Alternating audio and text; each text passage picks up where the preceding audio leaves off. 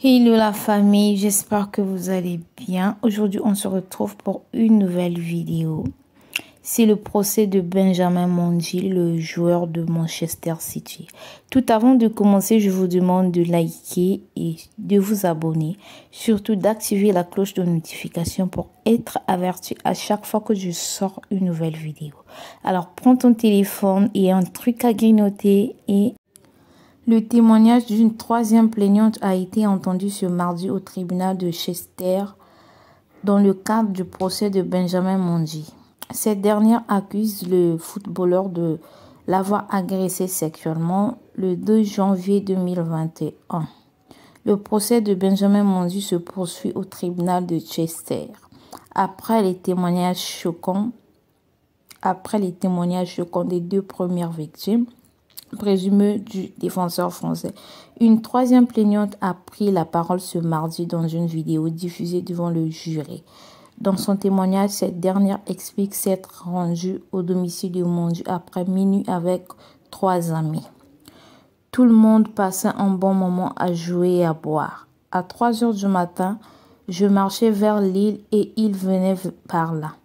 Il a touché mon corps. Je me suis retournée pour aller aux toilettes en me disant, qu'est-ce qui vient de se passer, a confié la troisième plaignante.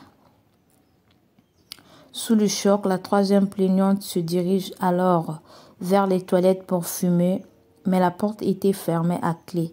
Il est venu ouvrir la porte et je suis entrée dans la salle de bain. Nous étions face à face et il a fait un geste pour me faire subir une... Je me suis retournée. Mon ami est arrivé et je lui ai raconté ce qui s'était passé. Elle était tout simplement choquée, tout comme moi. La conversation entre lui et moi a été minimale. Je me suis juste présentée et c'est tout. Pendant sa déclaration, la troisième plaignante explique qu'elle était ivre et qu'elle pensait prendre un taxi pour rentrer et laisser sa voiture sur place. Finalement, elle décide de rester et se retrouver à côté de la piscine avec un petit groupe de personnes. Certains lui ont demandé de se rendre à la buanderie pour trouver un maillot de bain car elle n'en avait pas. La plaignante a continué à boire. J'ai gardé mes distances avec lui. Et il s'est approché de moi quelquefois, mais j'ai gardé mes distances. Il s'est rapproché de mon visage et m'a dit « Tu es plus belle quand tu souris. Pourquoi tu es en colère ?» J'ai répondu « À cause de la façon dont tu m'as touché ou à cause de ce que tu as fait. » Il a dit qu'il était vraiment désolé et qu'il ne voulait pas me mettre mal à l'aise. Il était presque enfantin. C'était comme si je le grondais et qu'il réalisait ce qu'il avait fait. La troisième plaignante se souvient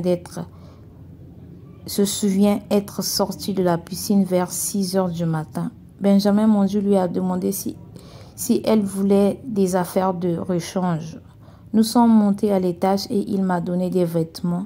Il m'a demandé si je voulais des sous-vêtements et j'ai dit oui. Je lui ai demandé de quitter la pièce.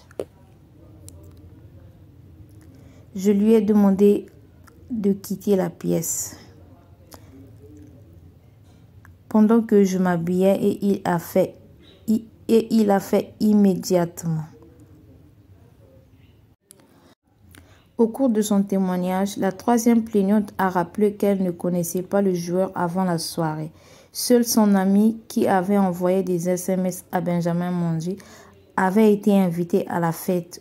Au cours de la soirée, la troisième plaignante a bu environ 4 verres de vodka avant l'agression sexuelle présumée qu'elle résume en détail.